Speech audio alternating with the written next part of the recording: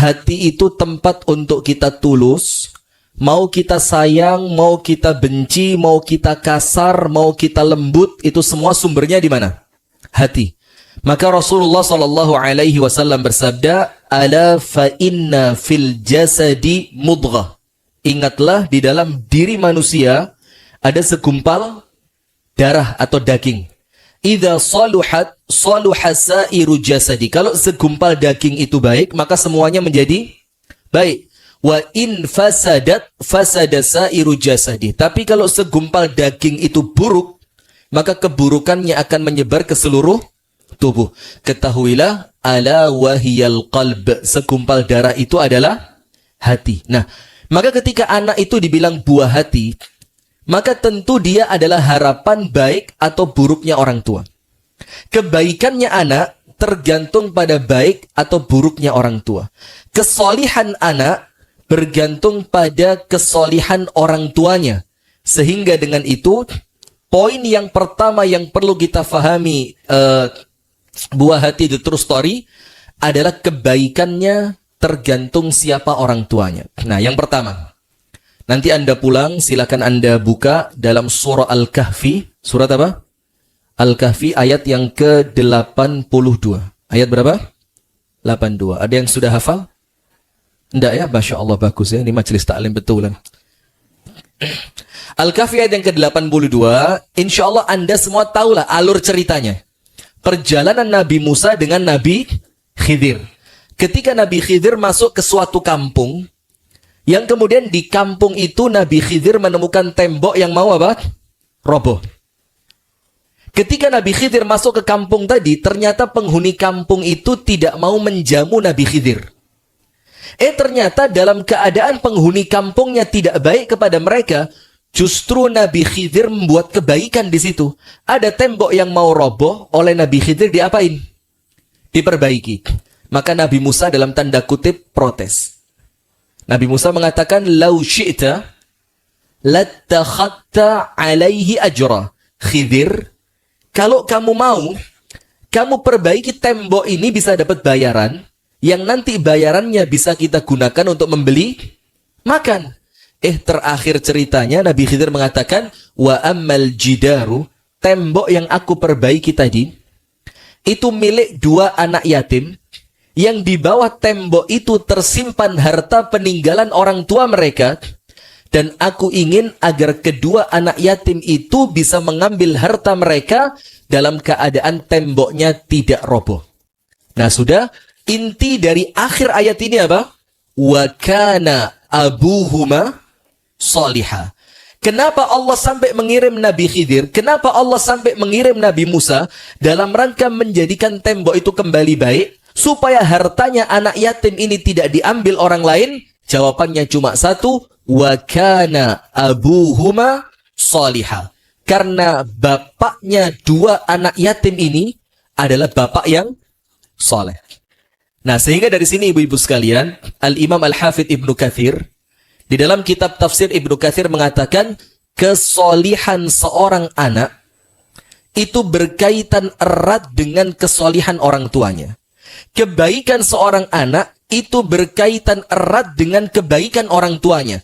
Bagaimana seorang anak itu sukses dalam kehidupannya, itu berkaitan erat dengan bagaimana orang tuanya taat kepada Allah Subhanahu wa ta'ala. Dan ibu-ibu tahu, bapaknya anak yatim tadi, yang adalah Allah sebutkan bapak yang soleh, itu bapak keturunan keberapa? Keberapa? Ini serius, yang bisa jawab saya kasih hadiah umroh. Serius. Tapi syaratnya, kalau tadi kan ketemuannya di Mekah ya, kalau sekarang enggak, syaratnya bagi yang mampu aja. Mampu apa? Bayar tiketnya.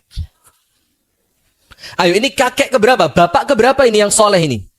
Disebutkan oleh Ibnu Katsir bukan bapaknya langsung, bukan kakeknya, bukan buyutnya, tapi kakek ketujuh. Berarti bapak sampai ke berapa? Sampai ketujuh. Apa artinya? Kesolihan yang dilakukan oleh kakeknya dulu, itu Allah jaga kebaikannya sampai cucunya yang ketujuh. Oleh Allah, jangankan agamanya, jangankan kehormatannya, hartanya oleh Allah oleh Allah dijaga. Nah, berarti ibu-ibu sekalian yang dirahmati oleh Allah, kita bisa ngerti.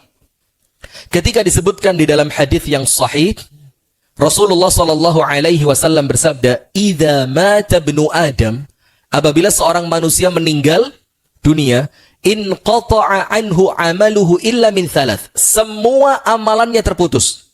Salatnya apa? Putus. Ada jenazah bisa salat? Tidak ada. Ada jenazah bisa sedekah?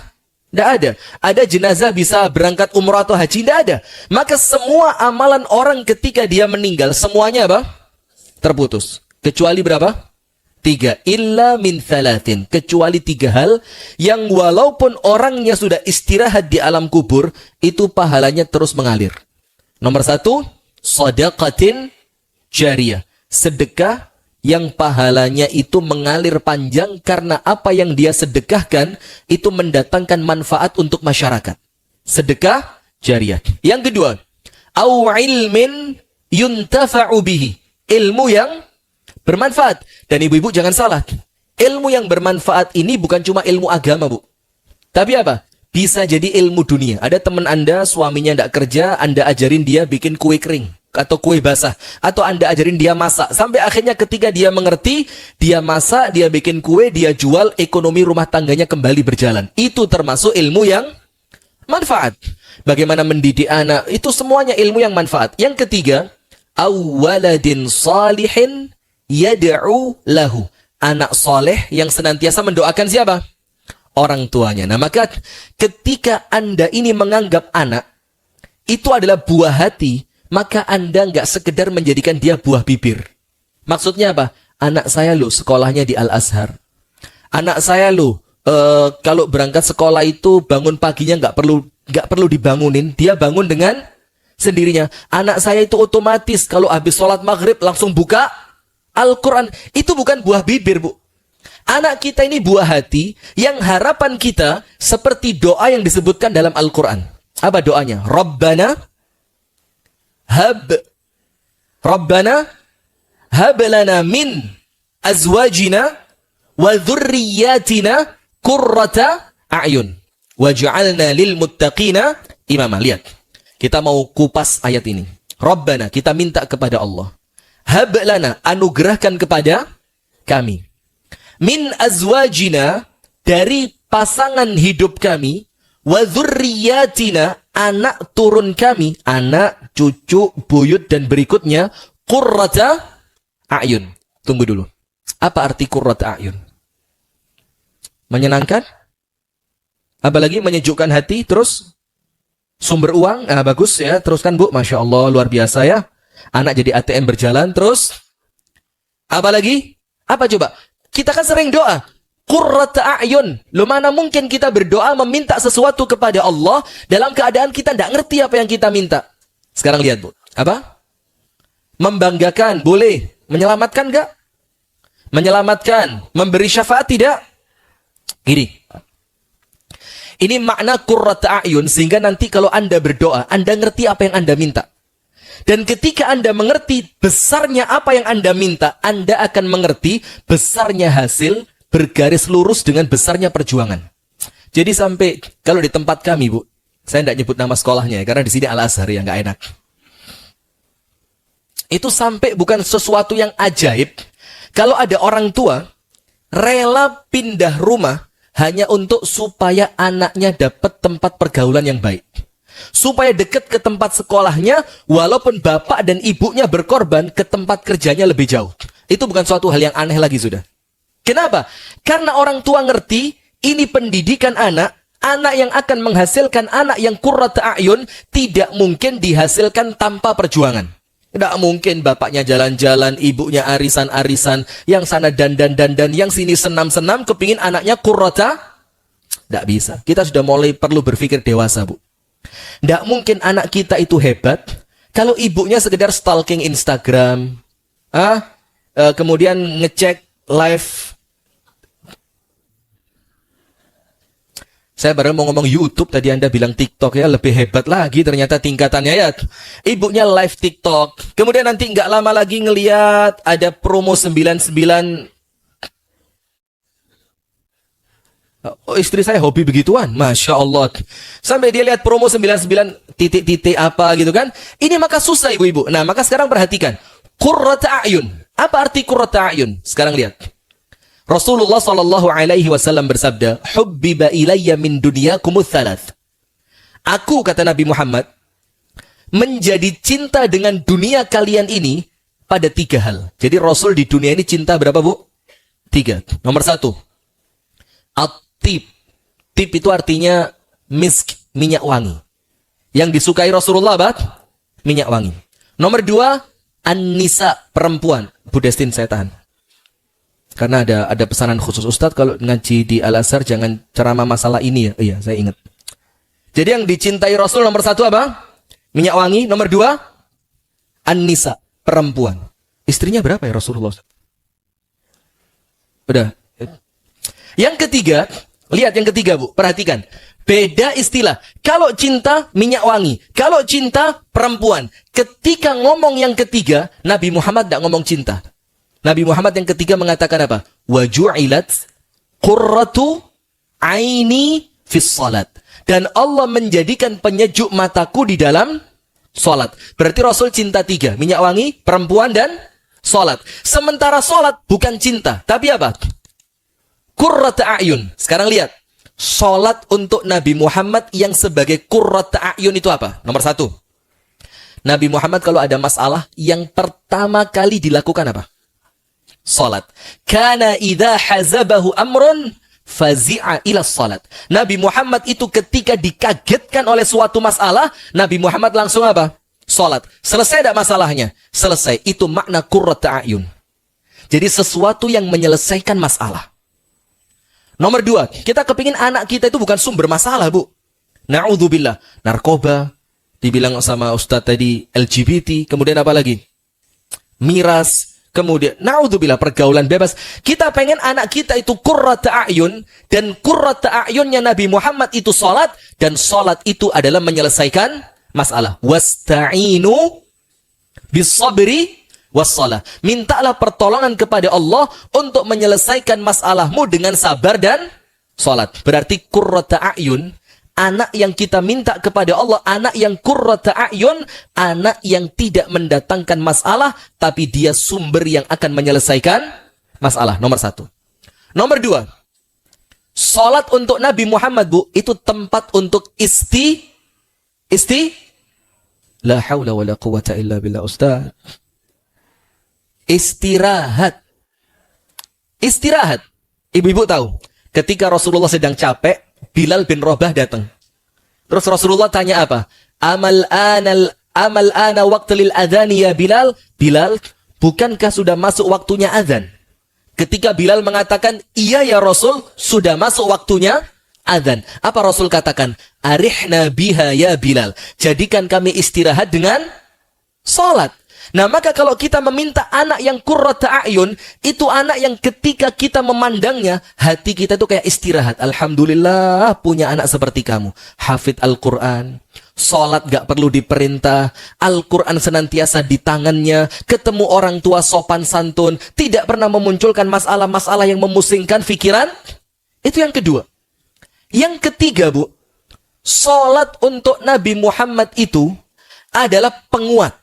Maka kita kepingin anak kita itu qurrata a'yun, berarti anak yang penguat. Nah, sekarang nanti kita akan ceritakan ibundanya Imam Syafi'i. Siapa namanya?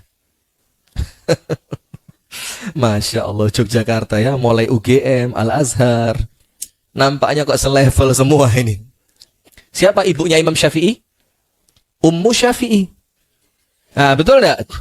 Lah sudah, namanya siapa? Ummu Syafi'i. Kalau anaknya namanya Reza, ibunya siapa? Pinter gitu. Nah, naik kelas kan. Itu loh kalau ngemanggil dai dari Malang begini, cepet pinternya. Nah, maka salat itu, Bu, untuk Nabi Muhammad penguat.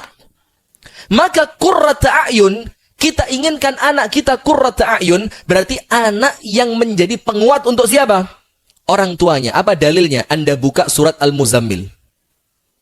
Allah Ta'ala berfirman, Ya ayyuhal muzammil, qumil layla illa qalila nisfahu awin qusminhu qalila aw zid alaihi warattilil qur'ana tartila inna sanulqi alaika qawlan thaqila. Karena Nabi Muhammad akan mendapatkan tugas yang berat, oleh Allah dikasih treatment, dikasih latihan, supaya tugas yang berat ini terasa ringan untuk Nabi Muhammad. Apa treatmentnya? Disuruh sholat malam. Ketika Nabi Muhammad sholat malamnya baik, maka semua pekerjaan-pekerjaan yang berat itu, yaitu dakwah menyebarkan Islam, untuk Nabi Muhammad menjadi ringan. Nah, maka kita kepingin anak kita 3 ini, Bu. Nomor 1 tadi apa? Qurratu a'yun, itu menyelesaikan masalah. Nomor 2, qurratu a'yun itu menjadikan orang tuanya senantiasa merasa apa? Roha, tenang, istirahat, gak banyak pikiran. Yang ketiga, anak yang menjadi penguat untuk siapa? Orang tuanya. Nah, sekarang ketika kita menginginkan anak seperti itu, Bu, ditambahi sama Allah, waj'alna lil muttaqina imama, dan jadikan kami ya Allah, aku suami, pasanganku istri, dan anak-anakku kelak, lil muttaqina imama, menjadi pemimpin untuk siapa? Orang-orang yang bertakwa. Sekarang perhatikan, di dalam hadis yang lain, Nabi Muhammad itu mengajarkan kita untuk tidak berebut kekuasaan. Betul apa enggak? Sampai ketika sahabat Nabi minta diberi jabatan, kata Rasulullah apa? Ya Aba Dzar, innaka dha'if, wa innaha amanah, wa innaha yaumal qiyamati khizyun wa nadama. Abu Dzar, jangan minta jabatan. Jabatan itu amanah. Amanah itu berat. Kelak di hari kiamat, amanah itu akan menjadi sumber kehinaan dan penyesalan untuk orang yang mengambilnya. Ingat, dalam satu hadis Rasulullah melarang minta apa? Jabatan. Tapi di dalam ayat ini, itu Rasulullah melalui Allah Ta'ala itu mengajarkan kepada kita untuk minta menjadi pemimpin. Sinkron apa enggak? Kok bisa? Dilarang minta jabatan, tapi di sisi yang lain doanya minta supaya dia, istri dan anak turunnya menjadi waj'alna lil muttaqina imama. Kenapa begitu? Begini, Bu. Tidak akan muncul pemimpin yang baik kalau tidak diawali dari rumah tangga yang baik. Maka rumah tangga yang baik itu diawali dengan suami, istri, anak yang kompak menjadikan rumah tangganya itu qurratu a'yun. Kalau rumah tangga muncul rumah tangga yang qurratu a'yun, maka akan muncul waj'alna lil muttaqina imama. Dan yang kedua, kenapa disuruh minta jabatan? Karena kita memimpin bukan memimpin orang sembarangan. Yang kita pimpin adalah orang bertakwa. Dan semudah-mudahnya memimpin itu kalau bawahannya orang-orang yang bertakwa. Di komando, sholat, zakat, berangkat, balik. Kenapa? Karena yang dipimpin adalah orang-orang yang bertakwa. Nah, berarti dari sini, maaf, ini saya tidak suka ngomong politik. Tapi nampaknya sesekali perlu ngomong politik. Apa, Bu? Kalau umat Islam sekarang saja, Bu, nyari presiden satu saja yang betul-betul Islami, keluar dari rumah tangga yang Islami, fikroh pemikirannya betul-betul Islami, cara memimpinnya betul-betul Islami. Itu kenapa cari satu aja susah? Berarti problem awalnya rumah tangga kita belum ada yang menjadi rumah tangga yang pantas menciptakan pemimpin. Kenapa? Karena pemimpin waj'alna lil muttaqina imama itu muncul dari rumah tangga yang qurratu a'yun. Sekarang ibu-ibu dengar. Tahu Imam Syafi'i lahirnya di mana? Ya Allah. Imam Syafi'i lahirnya di bidan sebelah mana? Atau di rumah sakit bersalin mana? BKIA? Atau di puskesmas? Imam Syafi'i itu, Bu, lahirnya di Gaza. Saya akan ceritakan sekarang bagaimana kalau tanpa pengorbanan itu tidak akan muncul anak hebat. Dalam Islam pendidikan ada 2. Anda tulis ya, tidak usah wis. Nanti lihat aja rekamannya di Madani TV. Dalam Islam pendidikan ada berapa? 2. Nomor 1, pendidikan akidah. Mutlak tugasnya ayah. Tugasnya siapa? Para ayah. Itulah kenapa dalam surat Luqman, ketika Luqman Al-Hakim ngomong kepada anaknya, semua yang diomongin akidah.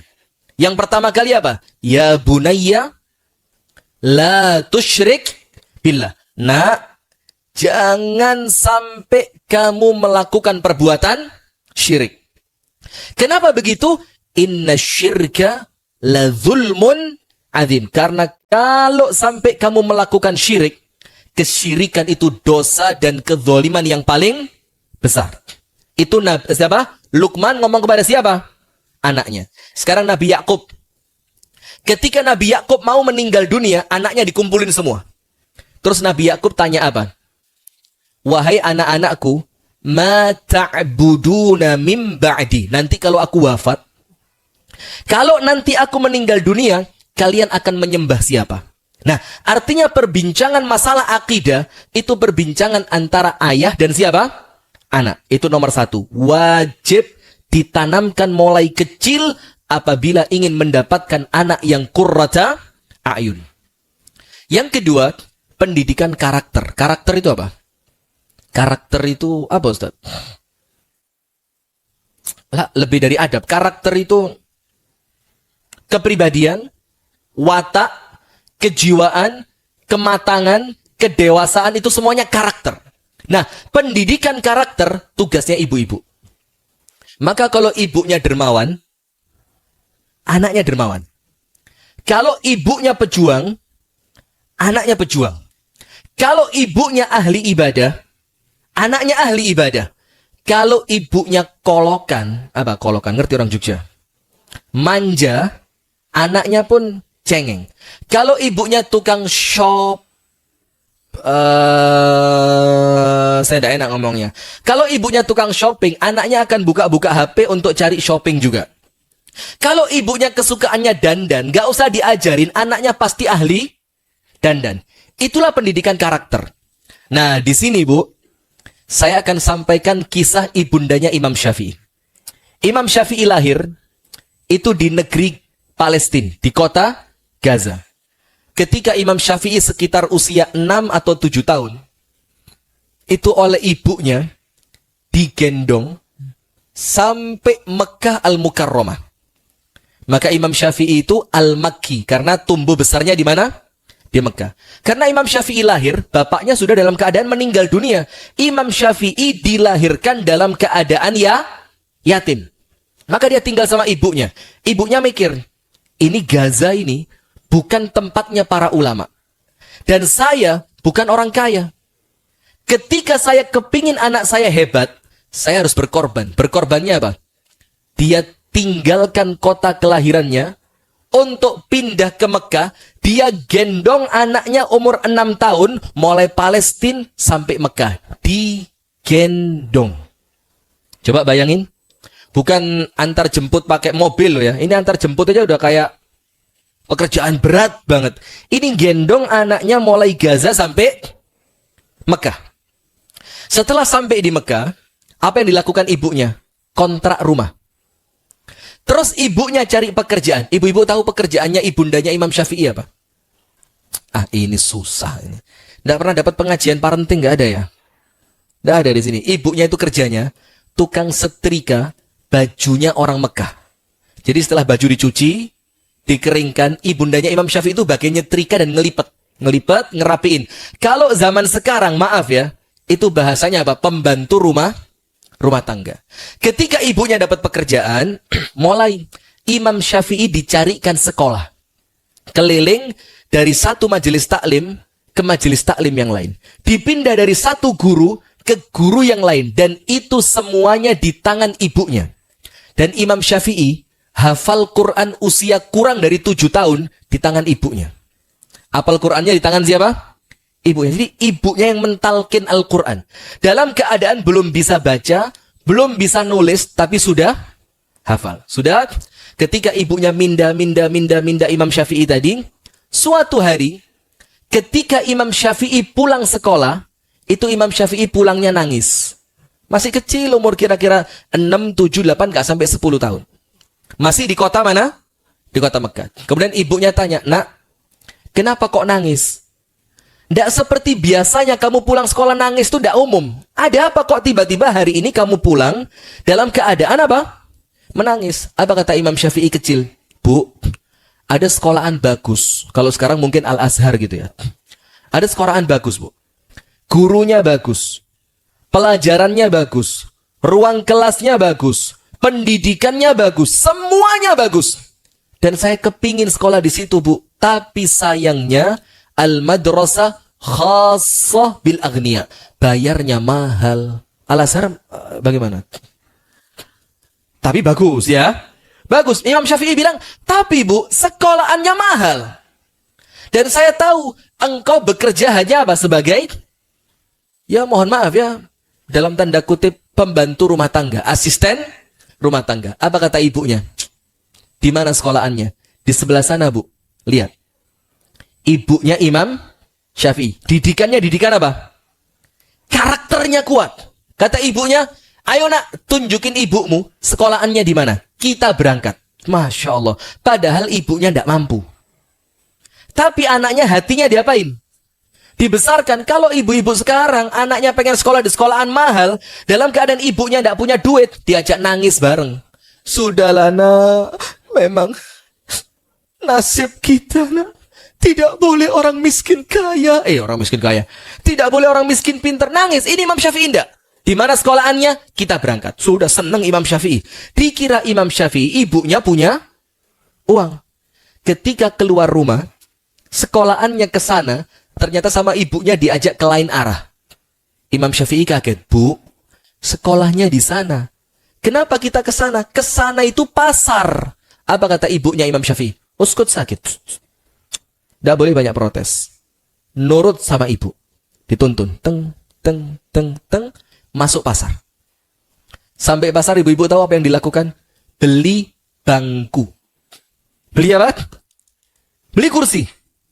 Sama ibunya Imam Syafi'i suruh angkat. Irfa ya Syafi'i. Angkat. Diangkat sama Imam Syafi'i. Baru ibunya minta diantarkan, sekarang sekolahnya di mana? Baru dianterin ke sekolahnya. Sampai sekolah, Imam Syafi'i sama ibunya disuruh duduk dulu. Kamu duduk dulu. Biar saya keliling di kelas, di sekitar sekolah kamu. Ibunya Imam Syafi'i muter terus di pinggiran kelas. Imam Syafi'i mulai mikir, ya Allah, ini ibu saya kenapa? Ka'bahnya di sana, kok tawafnya di sini? Keliling terus itu ibu sebelah sini. Berhenti sebentar, jalan lagi. Berhenti sebentar, jalan lagi. Berhenti, terus dilakukan beberapa kali. Sampai ibundanya Imam Syafi'i berhenti di suatu tempat. Kemudian Imam Syafi'i dipanggil. Ya walad, sini. Nak, sini. Ternyata ibunya tadi keliling ngapain, Bu? Cari di luar kelas tempat di mana mendengarkan suara guru paling jelas.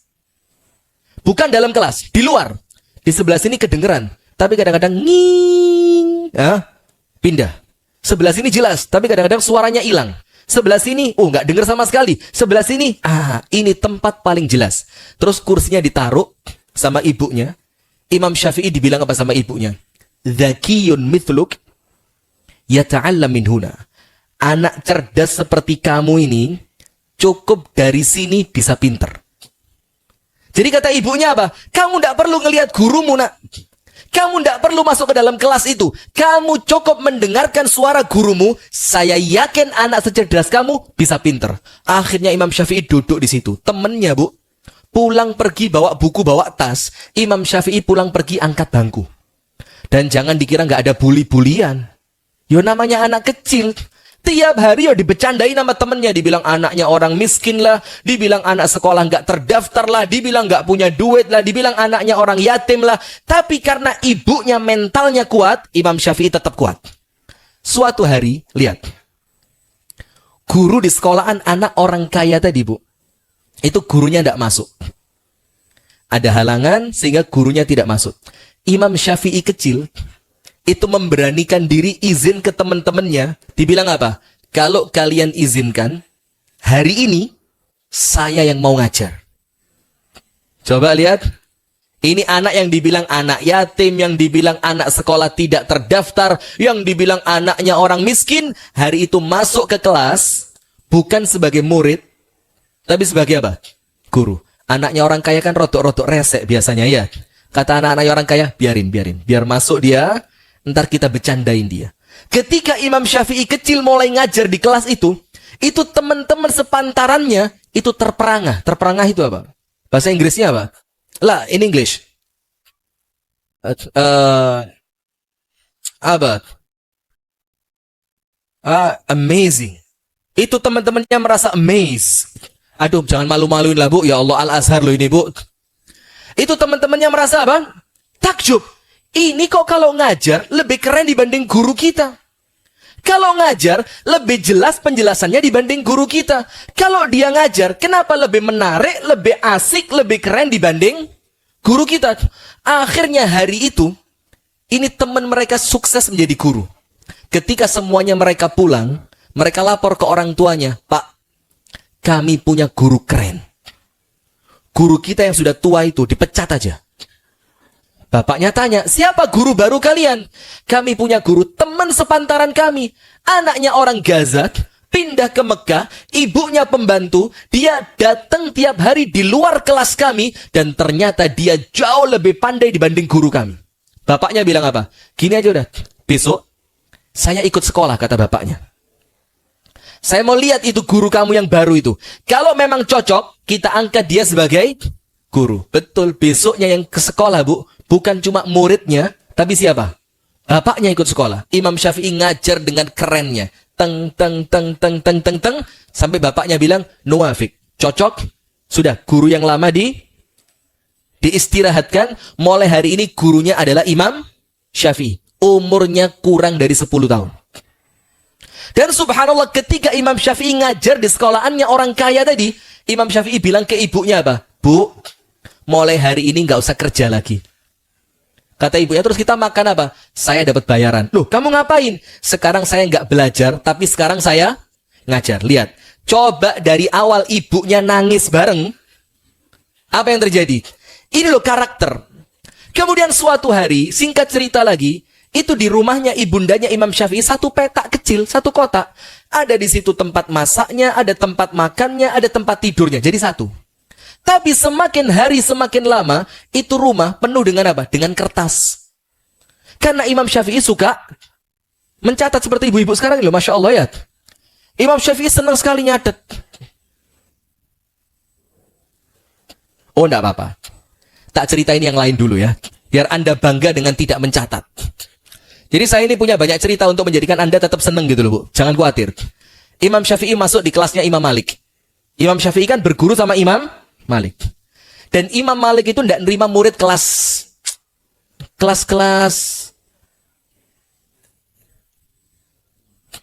Jadi kelas-kelas begini gak diterima. Imam Malik itu, kalau bikin majelisnya hari Minggu, hari Rebu masjidnya sudah penuh. Dan yang belajar sama Imam Malik bukan murid-murid kecil, tapi murid-murid senior. Para ulama Madinah yang belajar sama Imam Malik. Ketika Imam Syafi'i daftar, Imam Malik kan gak percaya. Masa anak kecil mau sekolah sama saya? Akhirnya dites, ternyata Imam Syafi'i hafal kitab apa? Al-Muwatta, betul kan? Kata Imam Malik, ya sudahlah. Kalau kamu hafal kitab Al-Muwatta, kamu boleh ngaji bareng saya. Sudah. Ketika masuk di pelajarannya Imam Malik, apa yang terjadi, Bu? Semuanya nyatet. Bawa kertas, bawa pulpen, konsentrasi mendengarkan, konsentrasi melihat, dan semuanya apa? Mencatat. Kemudian Imam Malik ini ngelihat satu orang, yaitu Imam Syafi'i tadi. Kok nggak nyatet? Imam Syafi'i cuma gini, Bu. Serius, tidak bercanda. Yang lain nyatet pakai kertas, pakai pulpen. Imam Syafi'i apa? Imam Malik lihat. Ya abad hadha, kata Imam Malik. Ini anak main-main ini. Nyesel saya masukin di kelas saya. Kata Imam Malik, mungkin hari pertama dia belum tahu keadaan kelas saya seperti apa. Hari kedua, sama. Yang lain nyatet, Imam Syafi'i. Kata Imam Malik, nantadir yawm tali. Kita tunggu satu hari lagi. Besok tetap begitu, saya coret dia. Ternyata besok tetap. Ternyata besok apa? Tetap. Yang lainnya nyatet Imam Syafi'i. Akhirnya Imam Malik gak kuat. Dipanggil sama Imam Malik. Anak kecil sini. Berdiri. Imam Malik tanya, "Mada taf'al? Kamu ngapain?" Dibilang, "Saya nulis. Aktubud dars." Saya tulis. Imam Malik tanya, "Kamu nulis pakai apa?" "Hadza wa hadza." Ini pulpennya, ini tintanya, ini kertasnya. Lengkap sudah. Imam Malik tahu, ini anak bercanda ini. Sama Imam Malik, juru tulisnya dipanggil. Ya katib sini, karena Imam Malik itu punya juru tulis. Dipanggil, duduk sebelah kiri. Imam Syafi'i duduk sebelah kanan. Kata Imam Malik apa? Iqra ma katabtahu qabla 3 ayyam. Kalau kamu betul-betul nulis, kamu baca pelajaran mulai 3 hari yang lalu sampai hari ini. Apa yang kamu tulis, kamu baca. Juru tulis, cek. Kalau ada yang salah, pulangin anak ini. Subhanallah, Anda tahu? Pelajaran mulai hari pertama sampai hari ketiga, itu sama Imam Syafi'i disebutkan semua, tidak ada yang kurang satu huruf pun. Coba lihat, ini maka kelasnya Syafi'i semua ini. Jadi kalau Imam Malik ya masih lewat lah sama ini kan. Ini kelasnya Syafi'i ini. Kenapa? Tidak perlu nyatet. Selesai urusan. Apa yang terjadi? Mulai hari itu, semua keperluannya Imam Syafi'i dipenuhi Imam Malik. Mulai kertasnya, pulpennya, semuanya dikasih cuma-cuma oleh Imam Malik. Nah, sekarang kita kembali ke ibunya Imam Syafi'i. Sudah? Ketika di rumahnya ibundanya Imam Syafi'i, ibu mulai penuh dengan kertas. Ibunya bilang apa? Syafi'i, saya tidak mau kertas ini. Ini rumah kita semakin lama semakin sempit. Karena setiap hari ketambahan sekian tumpuk kertas. Ketambahan sekian tumpuk kertas. Sementara di zaman dulu kertasnya nggak setipis sekarang. Kertas itu tebel. Dan makan tempat. Maka kata ibundanya Imam Syafi'i apa? Saya kasih waktu 3 hari. Setelah itu saya bakar kertas ini. Betul, Bu. Sebelum 3 hari, Imam Syafi'i yang bakar kertasnya. Kemudian ibunya tanya, terus kamu simpen tulisanmu di mana? Di sini. Terus Imam Syafi'i bilang, al-ilmu fis sudur la fis sutur. Ilmu itu disimpannya di hati, bukan pada kertas yang tercatat. Masya Allah, lihat. Itu kekuatan bagaimana Imam Syafi'i, karena karakternya dibentuk siapa? Ibunya. Nah, ketika Imam Syafi'i mulai pindah belajar kepada Imam Malik, sampai terakhir, Imam Malik bilang apa? Syafi'i, ilmuku habis. Ilmuku apa? Habis. Maka kamu, saya kasih uang, saya kasih modal, saya kasih kendaraan, berangkatlah ke negeri Syam, belajar kepada guruku yang namanya Rabi'atur Ra'yi Ibn al-Farrukh. Ini lebih keren lagi, tapi tidak masuk materinya nanti. Ini cerita tok malian. Rabi'ah ini seorang anak yang ditinggal bapaknya berjihad 27 tahun tidak pernah pulang. Dia ditinggal bapaknya dalam keadaan hamil, jadi ibunya hamil dia. Bapaknya berangkat apa? Perang. Itu gurunya Imam Malik, namanya Rabi'atur Ra'yi Ibn al-Farrukh. Ceritanya begini. Kok jadi cerita, Ustaz? Gini. Nanti insya Allah lah jam-jam 3:30, 4:30 selesai insya Allah. Sudah. Ketika ibundanya hamil, bapaknya berangkat apa tadi? Jihad. Dikasih duit berapa? Kurang lebih 1.000 dinar. Bukan dirham, dinar. 1 dinar itu sekarang berapa? 1 keping emas itu sekarang kira-kira sekitar 3 juta lah. Katakan 3 juta. Dan ini kasih 1.000. Berarti 3 juta kali 1.000 berapa? Masya Allah. Lihat, Bu. Pendidikan anak itu memang tidak murah. Sama bapaknya yang namanya Farrukh, ibunya dititipi. Ini saya titipkan uang untuk kamu 1.000 dinar. Jadikan uang ini untuk bekal hidupmu dan pendidikan calon anakmu sampai nanti aku pulang jihad. Sudah. 1 tahun, 2 tahun, 3 tahun, 10 tahun, 27 tahun. Baru setelah 27 tahun bapaknya pulang. Ketika bapaknya pulang, ibu-ibu tahu. Tidak langsung ke rumah, Bu. Pulangnya ke masjid. Di waktu maghrib, pas azan maghrib. Ketika Farrukh tadi menunggu iqamat sholat maghrib, ada seorang anak muda yang ketika anak itu masuk ke masjid, itu jamaah terbelah 2. Seret, ngasih jalan. Ternyata anak yang lewat itu adalah imam di masjid tadi. Setelah dia selesai sholat, maka oleh murid-muridnya diambilkan kursi kebesarannya, dan imam yang tadi, Bu, langsung ceramah. Teng, teng, teng, teng, teng. Dan semua orang bertanya dan semua pertanyaannya dijawab. Maka Farrukh tadi, yang pulang jihad selama 27 tahun, dia mikir apa? Ini, kalau anakku hidup, yang dikandung oleh istriku yang aku tinggalkan 27 tahun yang lalu, maka mungkin sebesarnya sebesar anak ini. Setelah 27 tahun. Sudah, begitu takjubnya dia. Ya Allah, alangkah senang kalau saya punya anak seperti dia. Alangkah keren kalau anak saya seperti dia. Tapi mana mungkin? Saya tidak mengasuhnya. Saya meninggalkan dia berjihad selama 27 tahun. Apa yang terjadi, ibu-ibu sekalian? Ketika pulang sholat isya, ternyata imam masjid anak muda tadi, itu pulang ke arah rumah yang sama dengan rumahnya Farrukh. Dalam keadaan rumah zaman dulu berjauhan. Kalau arah pulangnya sama, ini bapak mulai curiga. Lah, kok pulangnya ke rumah saya? Jangan-jangan dengan 1.000 dinar yang aku kasihkan untuk istri saya, itu istri saya mulai curiga dia. Aduh, maaf Bu Destin. Kalau ini memang ceritanya begitu, Bu. Ini bukan masalah saya mau cerita poligami, enggak. Ini memang arahnya ke situ. Ini Bu Destin udah ngewanti-wanti saya dari kemarin. Ustadz, maaf ya kalau di Al-Azhar jangan cerita poligami. Ini tapi bukan poligami. Sudah? Ternyata betul, Bu. Itu laki-laki tadi yang ngimamin di masjid dan memberikan tausiah di masjid, itu ternyata masuk ke rumahnya Farrukh. Akhirnya apa? Farrukh gak terima. Ya Allah, kata Farrukh, saya tinggal jihad 27 tahun, saya tinggalin duit 3 miliar, ternyata istri saya masukin laki-laki ke rumah saya. Apa yang terjadi? Itu pintu didobrak, berat. Si anak keluar, si bapak masuk. Mereka berantem di ruang tamu. Dibilang apa sama Farrukh tadi? Ukhruj ya aduwallah, hadza baiti. Kamu musuhnya Allah, keluar. Ini rumah saya. Kata si anak tadi, anta aduwallah, kamu yang musuhnya Allah. Ini rumahnya ibu saya, kamu yang keluar, katanya. Waktunya mereka berantem, hampir bunuh-bunuhan. Ketika mereka berantem, ibunya keluar. Dinyalain lah itu lampu tek. Lah, Rabi'ah, ini bapak kamu. Farrukh, ini anak kamu. Ditinggal jihad berapa? 27 tahun. Berarti karakternya anak ini yang membentuk siapa? Ibunya. Sudah, Bu. Setelah mereka saling menghilangkan rasa kangen di malam hari itu, mereka makan bersama. Ketika Farrukh mau tidur, Farrukh tanya sama istrinya, istriku, inget gak? Dulu, aku nitipin untuk kamu duit berapa? 1.000 dinar. Kalau duit sekarang kira-kira 3 M. Terus Farrukh tanya, sekarang uang itu kemana? Ibunya bilang, Farrukh, kamu pilih mana? Kamu mau uang itu kembali, tapi anak kita tidak seperti ini?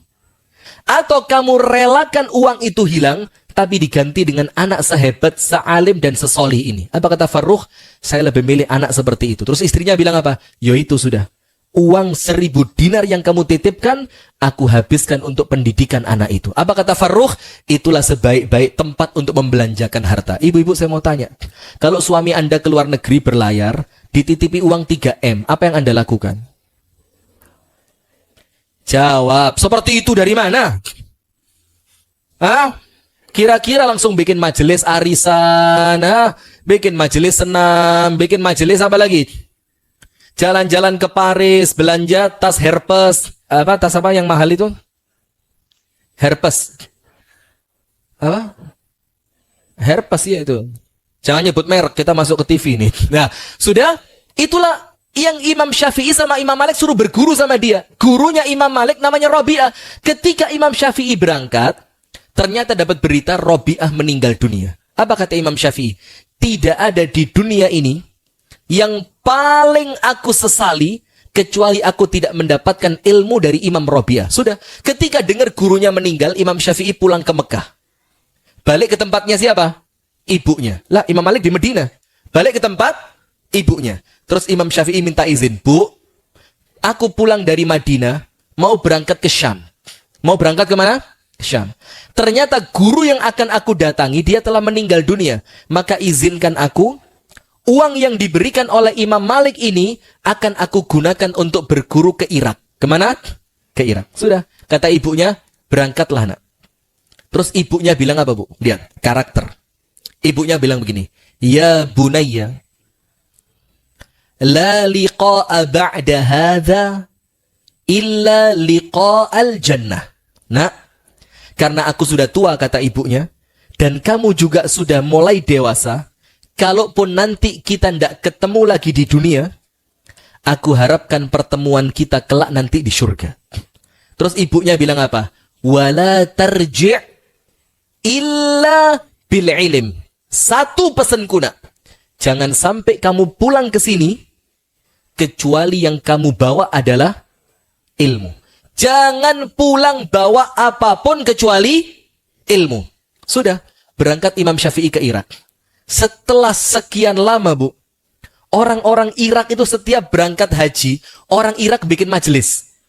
Terus orang Irak itu mengatakan begini, qala imamuna wa qala muallimuna wa qala syaikhuna Muhammad ibnu Idris Asy-Syafi'i.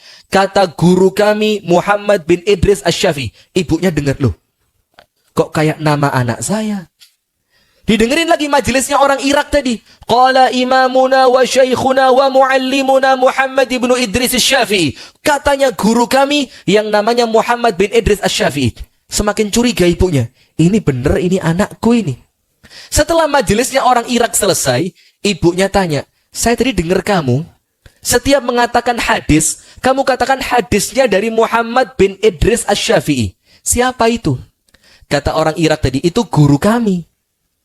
Aslinya dari Palestina, dipindah sama ibunya ke Mekah, berguru sama Imam Malik di Medina, kemudian dia pindah ke tempat kami di Irak. Terus ibunya bilang apa? Lah, itu anak saya. Dan saya sudah lama kangen sama dia. Tolong, nanti kalau kalian pulang haji, bilang sama anak saya, ibunya nyuruh dia pulang. Sudah, rombongan haji Irak pulang, singkat cerita, ngomong sama Imam Syafi'i. Imam Syafi'i, saya ketemu sama seseorang yang ngakunya ibu kamu. Cirinya begini, begini, begini. Kata Imam Syafi'i, betul, itu ibu saya. Apa kata ibu saya? Ibu kamu mengatakan, katakan kepada anak saya disuruh pulang.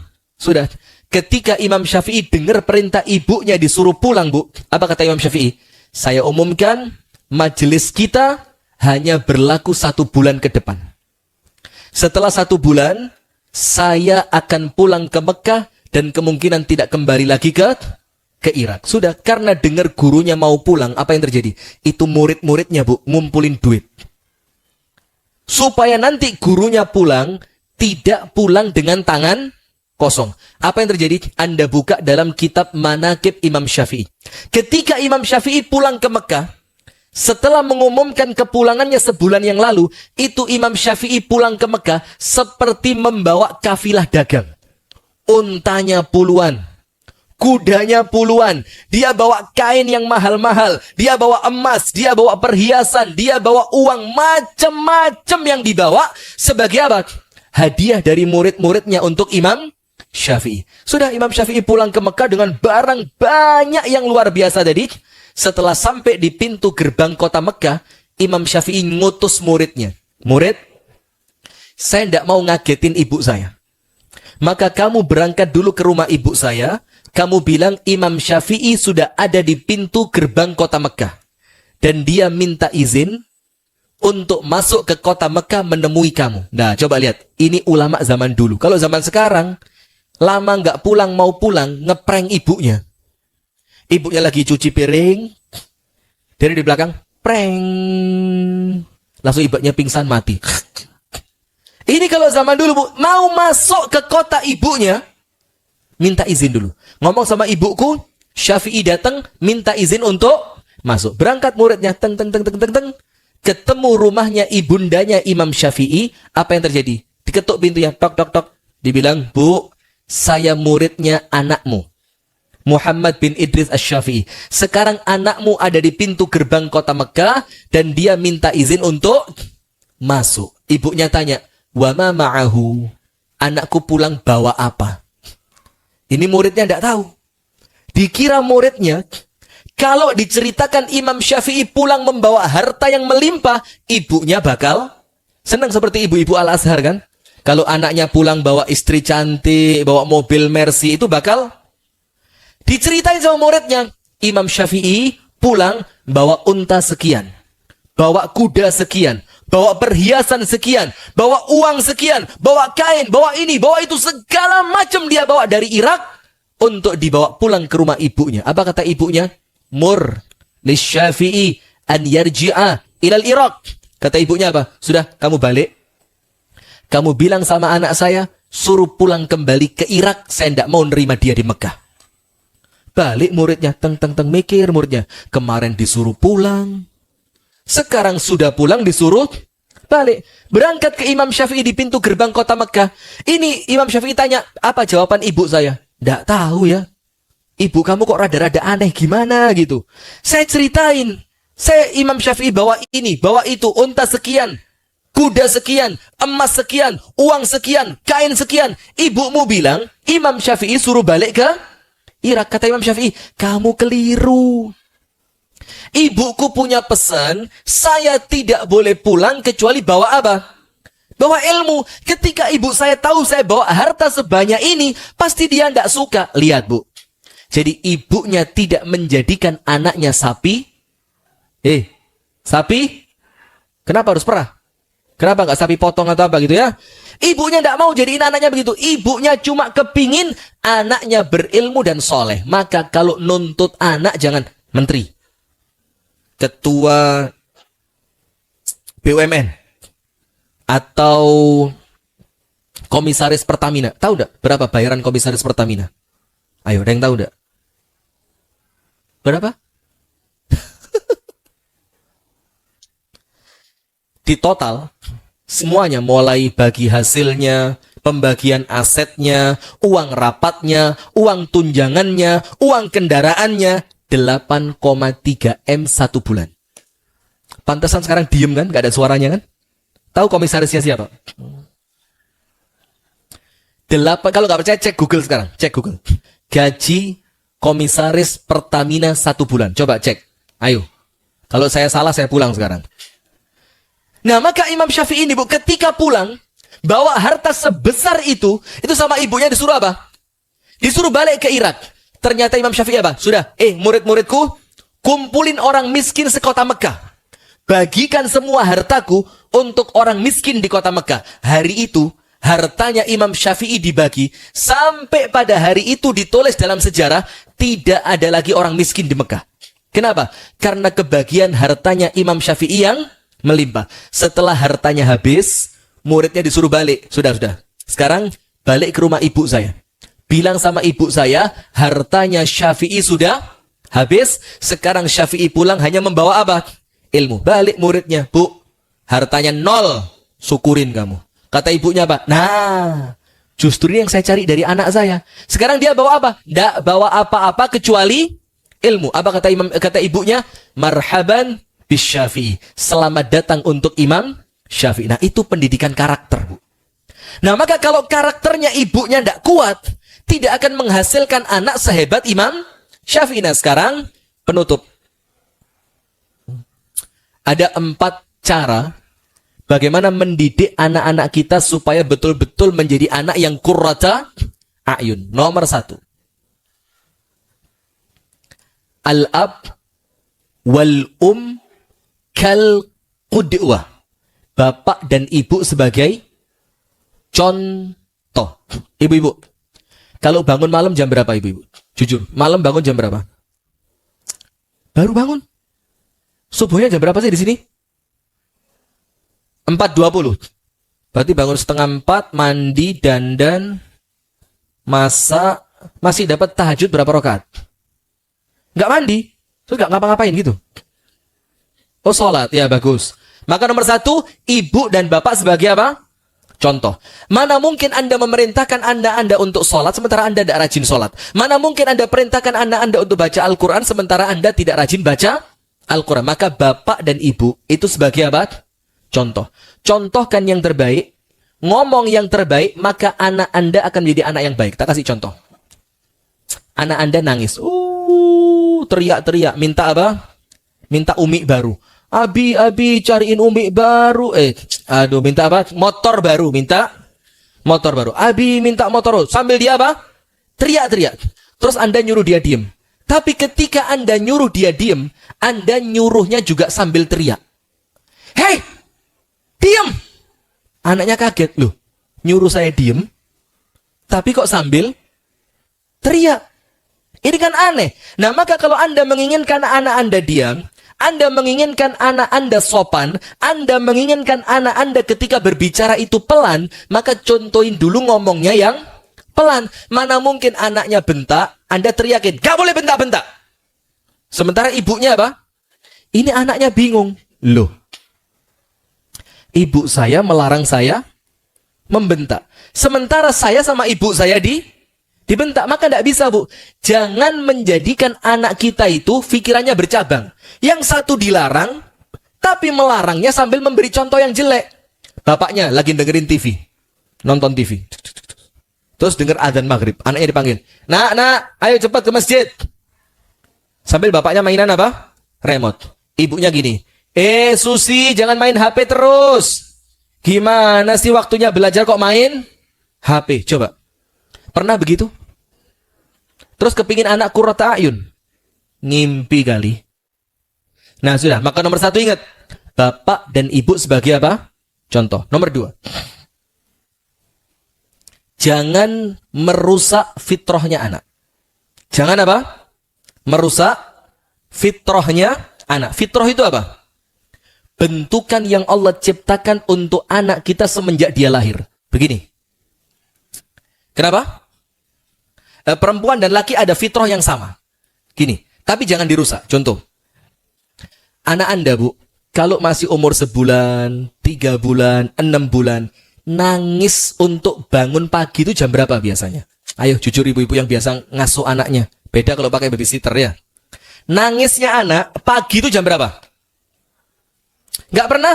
Nggak masuk akal. Nggak mungkin. Bayi itu, Bu, tangisan pertama setelah mereka dinenenin oleh ibunya, itu antara jam 3 sampai setengah 4. Itu nangis. Dia nangis karena apa? Mungkin gerah, atau perutnya mulai lapar, atau pempesnya sudah penuh. Maka dia nangis. Nah, itu sebenarnya, Bu, fitrah yang Allah ciptakan pada seorang manusia yang baru lahir. Allah jadikan matanya itu kebuka, cret. Itu beberapa saat sebelum subuh. Tapi sayangnya, fitrah itu sama ibunya dirusak. Ketika anaknya nangis, dinenenin, dipuk-puk, dibilang apa? Nak, tidur ya, masih gelap. Iya apa enggak? Ada lagi yang ngomong, ayam aja belum bangun, kok kamu sudah teriak-teriak. Akhirnya anaknya dengan fitrah bangun sebelum subuh dirusak oleh ibunya. Akhirnya sekarang bangun subuhnya susah. Siapa yang rusak? Siapa yang rusak? Coba fitrahnya dijaga, dia udah mulai bangun setengah 4. Oh ya udah bangun setengah 4. Dibersihin pakaiannya, dibersihin pempesnya, dinenenin dia. Kemudian ibunya sholat, anaknya ditaruh di sampingnya, anaknya disuapin segala macam. Pokok dijaga fitrahnya. Maka sampai dewasa, itu fitrah akan terbentuk baik pada anak. Anak pernah bohong enggak waktu kecil? Pernah bohong enggak? Enggak ada. Yang ngajarin bohong siapa? Nanti kalau bapakmu datang, bilang ibu enggak kemana-mana ya. Awas. Awas ya. Bilang, kalau bapakmu tanya, tadi ibumu kemana? Jawab, nggak kemana-mana. Siapa yang ngajarin bohong? Ada bapak kedatangan tamu. Bapaknya ngelihat tamunya, waduh Al-Azhar. Ini kayaknya sumbangan lagi nih. Sudah. Terus bapaknya bilang sama anaknya, bilang, bapak nggak ada. Siapa yang ngajarin bohong? Bapaknya. Nah, maka jangan rusak fitrahnya, Bu. Karena Allah Ta'ala itu menciptakan bayi lahir. Kullu mauludin yuladu alal fitrah. Setiap bayi yang lahir, lahirnya apa? Fitrah. Fitrah itu Islam. Islam lurus, bersih, hanif. Tidak ada kemaksiatan yang dia bawa mulai dia lahir. Tapi kemudian seiring berjalannya waktu, ngelihat ibunya ndak sholat. Mulai, berarti sholat nggak penting. Seiring berjalannya waktu, ngelihat bapaknya sudah dengar azan, tetap duduk dengan handphonenya. Dia mulai terpikir, berarti azan itu cuma suara, nggak perlu dijawab, nggak perlu didatengin. Seiring berjalannya waktu, ngelihat ibunya keluar ke tukang sayur nggak pakai jilbab. Anaknya bilang, berarti nutup aurat itu tidak Nah, kenapa? Karena fitrahnya sudah dirusak oleh orang tuanya mulai kecil. Nomor satu, ingat, ibu dan bapak sebagai contoh. Ngomongnya dicontoh sama anak. Karena omongan dibanding perilaku itu lebih nempel perilaku. Maka sering dikasih contoh gini kan. Coba tangannya diangkat. Cepet ya. Tempelin di telinga. Semuanya telinganya pindah kemana? Karena kadang-kadang orang lebih ngikutin apa? Perbuatan dibanding. Nah, maka ingat, ibu dan bapak sebagai contoh. Nomor dua, fitrahnya anak jangan rusak. Lihat anak kecil. Kalau ngelihat ibunya sholat, ngikut gak dia? Ngikut. Dia pengen dipakein jilbab. Pengen kemudian ibunya ruku ikut. Ruku, ibunya sujud ikut. Itu fitrah. Kalau dibilang, udah. Gangguin aja anak kecil. Rusak nanti fitrahnya. Yang ketiga. Ada 4 ya. Yang ketiga, ingat. Doa. Doa ini penting. Ibu-ibu masih ingat ceritanya Juraij enggak? Ceritanya Juraij tahu? Ustaz, wallah ini asfal safilin ada. Juraij tahu yang ahli ibadah ketika sedang sholat sama ibunya dipanggil. Dia kan bingung. Ini aku teruskan sholatku atau aku datangi panggilan ibuku. Juraij pilih mana? Terus sholat sampai 3 kali ibunya murka. Ibunya doa, ya Allah, jangan sampai Juraij ini wafat kecuali sebelum wajahnya dipermalukan. Kejadian apa enggak? Kejadian karena doa seorang ibu itu mustajab. Ibu-ibu tahu Imam Bukhari. Imam Bukhari lahir, matanya buta. Gak bisa ngelihat. Kalau sampai wafat Imam Bukhari terus buta, kita tidak akan punya kitab Sahih Bukhari, tidak punya. Terus bagaimana ceritanya matanya Imam Bukhari bisa kembali melihat? Ibundanya Imam Bukhari tidak pernah putus sholat tahajud. Sama seperti ibu-ibu sekalian.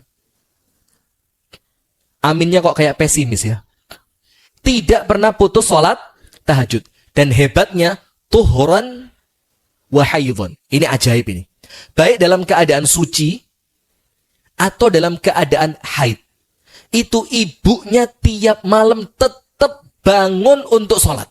Ustadz, bagaimana mungkin sholat dalam keadaan haid? Kan nggak boleh. Kalau ibundanya Imam Bukhari haid, itu tetap bangun di waktu yang biasanya dia bangun ketika suci. Tapi ketika haid, dia bangunnya bukan untuk sholat. Dia bangun, dia bersihkan dirinya, dia ganti pakaiannya, dia masuk ke tempat sholatnya, yang seharusnya sholat, diganti apa?